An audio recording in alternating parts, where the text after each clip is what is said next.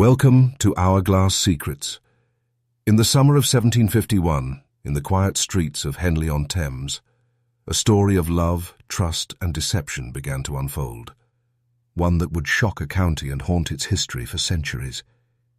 Imagine a young woman, raised under the unwavering scrutiny of her father, living in a household where every visitor, every letter, and even every glance was measured against the rigid standards of propriety. And then a stranger arrives, charming, confident, and carrying promises of a future she had dared only to imagine. But behind the smile and courteous manners lay a secret that would transform affection into tragedy and routine into horror. This is a tale not of fiction, but of true events, recorded in the solemn annals of English legal history. Mary Blandy, at 31, was the sole child of Francis Blandy, a respected attorney whose influence stretched quietly but firmly through Oxfordshire. She had grown accustomed to a life of careful observation, where each action was expected to reflect honour on her family. Yet beneath this veneer of control and social order lay the vulnerabilities of youth, longing, and the dangerous allure of attention from an outsider. Into this carefully managed world entered a Scottish officer of distinguished family, whose presence stirred curiosity, admiration, and eventually peril. Their acquaintance, initially innocuous, soon evolved into clandestine correspondence.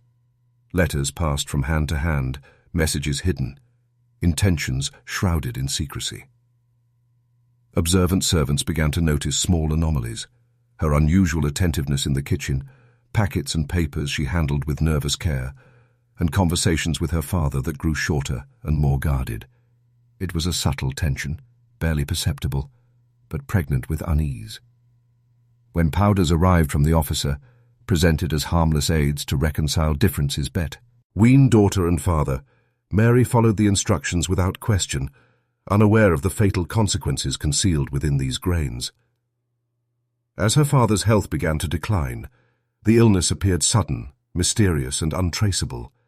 What began as occasional discomfort escalated into vomiting, weakness, and burning pain, a progression witnessed by servants and neighbours alike, who could only speculate on the cause of his suffering.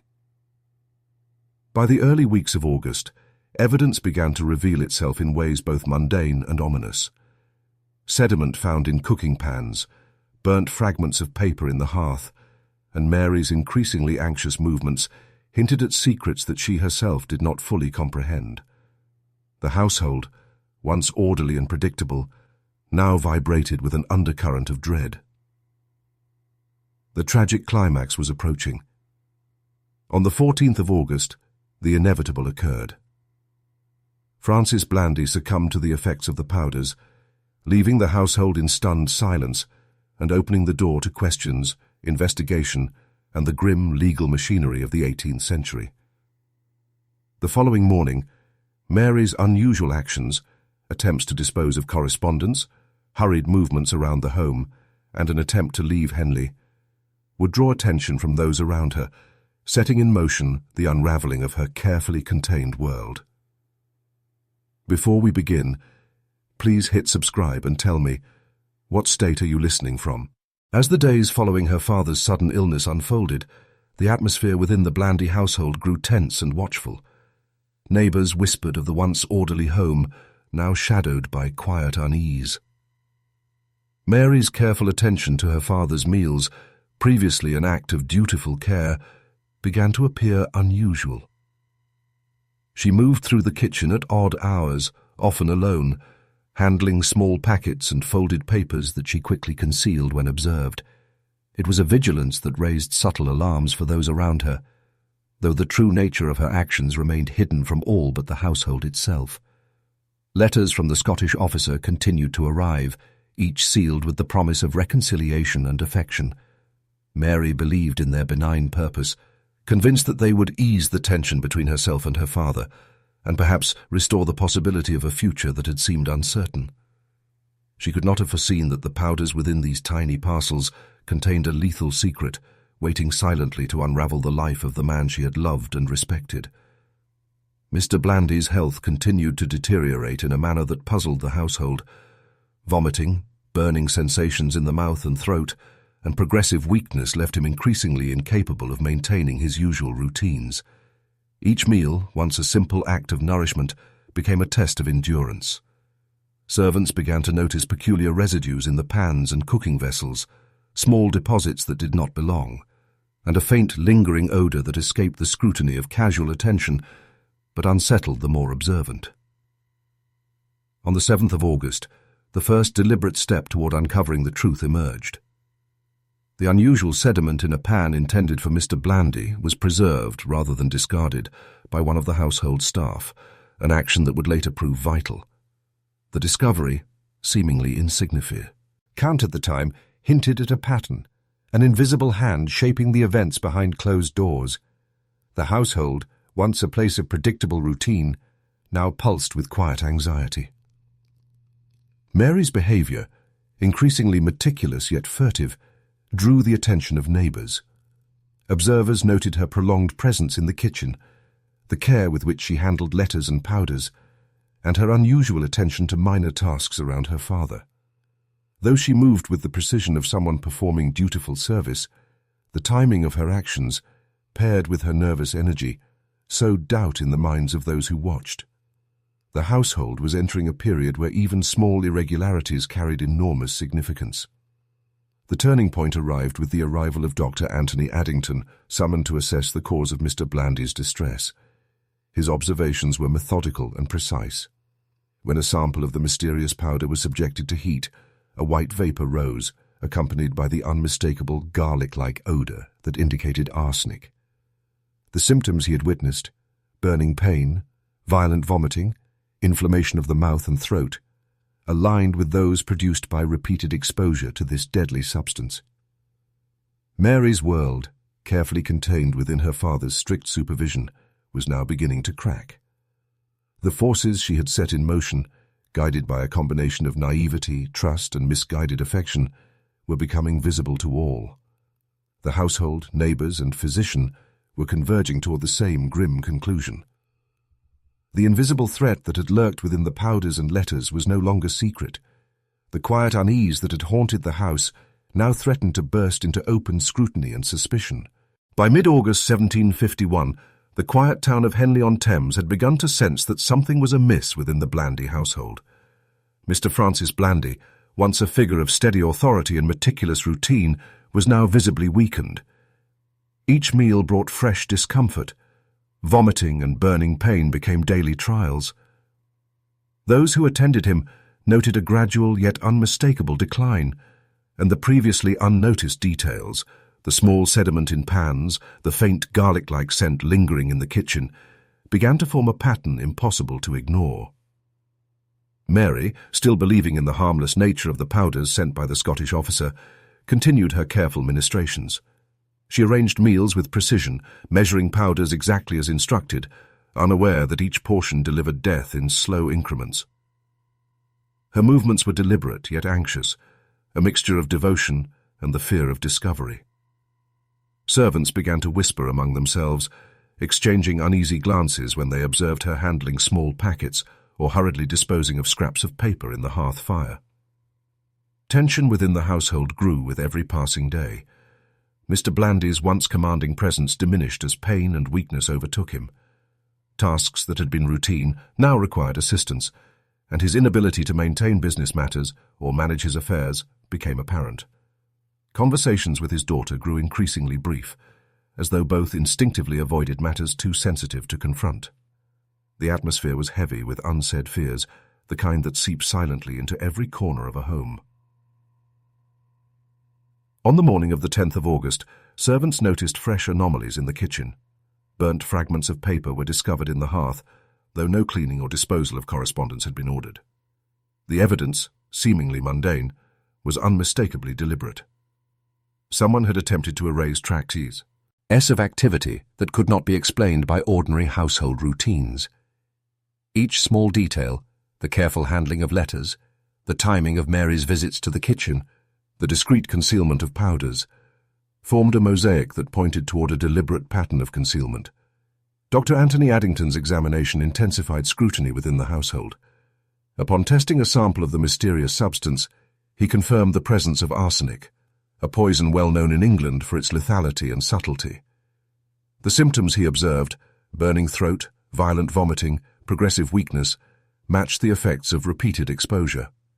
The once private home was now a site of medical and moral investigation, where every movement was weighed and recorded. Despite the growing evidence, Mary remained outwardly composed. Her actions, though increasingly erratic to the casual observer, were performed with the care of someone who believed herself to be serving a higher purpose, restoring harmony with her father and fulfilling the promises of a man she trusted. Yet with each meal, each carefully measured spoonful of powder, the inevitability of tragedy loomed closer.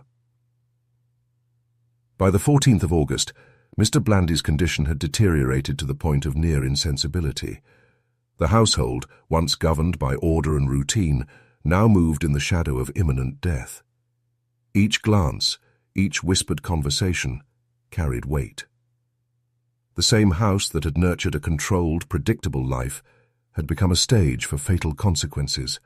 One daughter's misguided devotion, one man's deception, and the inexorable hand of poison shaping events with terrifying precision. On the 14th of August, 1751, the household of Henley-on-Thames fell into a grim stillness. Mr. Francis Blandy, whose strength had ebbed steadily over weeks of unexplained illness, had reached the end of his endurance. His once sharp mind and commanding presence were now diminished, replaced by pain, weakness, and the silent toll of a poison that had quietly done its work. Those who had watched his slow decline, servants, neighbours, and the observant few, stood in hushed shock as the inevitable unfolded. Mary's actions in the hours surrounding her father's death would later become the focus of scrutiny. Though outwardly composed, she moved through the house with a heightened urgency. Small scraps of correspondence and folded papers were gathered and concealed with deliberate care, while fragments of charred documents in the hearth revealed an attempt to destroy evidence. Observers would later note that her movements were hurried, uncharacteristic of the calm and dutiful manner she had maintained throughout the period of illness. By morning, those around her began to piece together a troubling pattern. The unusual sediment found in cooking vessels, the faint odours lingering in the kitchen, and the fragments of burnt letters were no longer mere curiosities. They suggested deliberate concealment. Mary's sudden desire to leave Henley, at a moment when social and familial convention would have demanded her presence for early arrangements following her father's death, added to the growing unease. Neighbours and townspeople, aware of the irregularity, began to follow her path toward the Little Angel Inn, observing her hesitations and eventual capture. The arrival of Dr. Anthony Addington for further assessment brought formal scrutiny into the household. Testing of powders preserved from the kitchen revealed unmistakable signs of arsenic. The symptoms he had meticulously recorded: burning throat, violent vomiting, progressive weakness, matched the effects of repeated exposure. Each finding drew the attention of those involved in the early stages of investigation, confirming that the mysterious illness had been no accident. Mary's correspondence with the Scottish officer, Captain William Henry Cranston, became a central point of inquiry.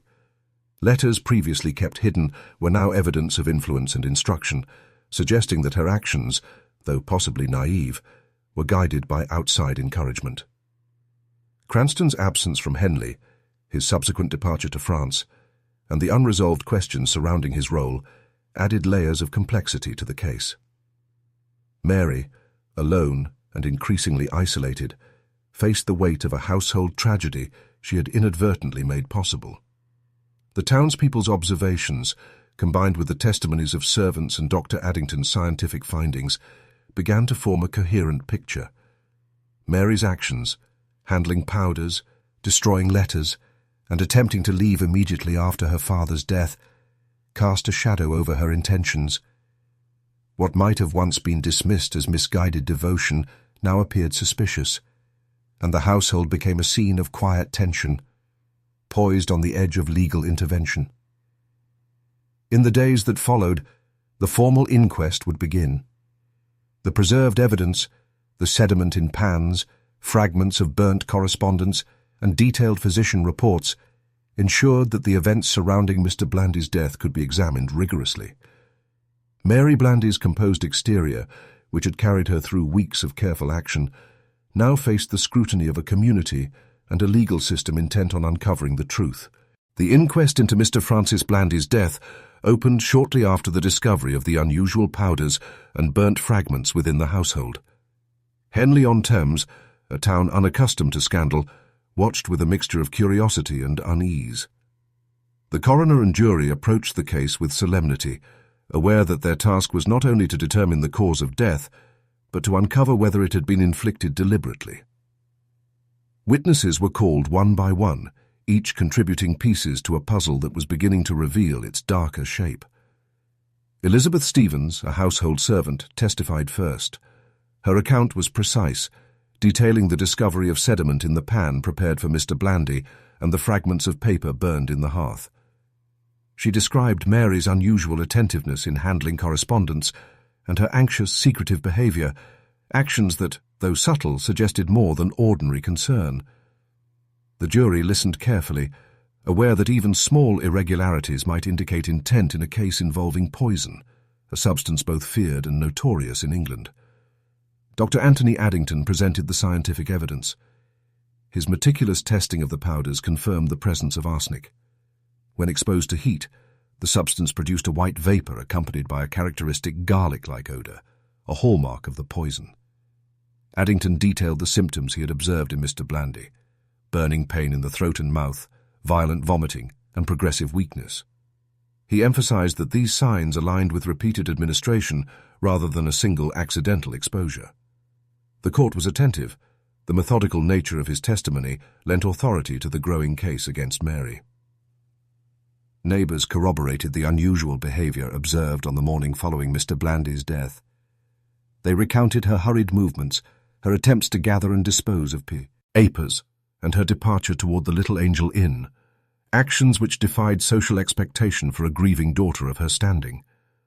While these observations did not by themselves prove intent, they provided context for the jury to interpret the sequence of events. Mary's correspondence with Captain William Henry Cranston was introduced as evidence. Letters revealed instructions for powders and guidance on reconciling her father to the officer's proposed plans. Though Mary insisted she believed the powders to be harmless, the Crown argued that her actions, destroying papers, handling the poison, and attempting to leave the town immediately after her father's death, demonstrated knowledge of the substance's dangerous nature. The juxtaposition of her claimed ignorance against these deliberate actions became a focal point of the prosecution's argument.